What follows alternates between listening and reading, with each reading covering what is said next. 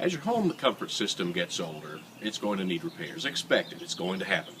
But at what point do you stop repairing and go ahead and replace the system? Well, for that answer, you need to turn to the 50% rule. Anytime the cost of repairs approaches 50% of the overall value of the system, it's generally time to replace it. Also, if your system is, say, over 12 years old or has had a history of problems, then it's a good time to replace it. And you know, there's a lot of benefits to replacing an older or problem system. First one that comes to my mind, lower utility bills. I mean, right off the bat, you're going to start saving money. High efficiency systems can actually save you hundreds of dollars every year as compared to an old system. And then think about tax credits. Do you know on certain high efficiency models, you can recover up to 30% of the cost in the form of tax credits? I mean, that's a great incentive. Another benefit to think about is they're more environmentally friendly. The refrigerants used today are so much greener.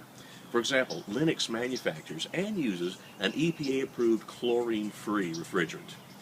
Then let's look at advanced technology. For that means you're going to have a more comfortable experience in your home. That means more even temperatures, better humidity control, and of course a constant flow of conditioned air. And as long as we're talking about indoor air quality, that better humidity control means a less threat of mold and mildew growth. And some Lennox systems come equipped with healthy climate filtration, which minimizes the impact of indoor pollutants. This tip is brought to you by Lennox. Innovation never felt so good.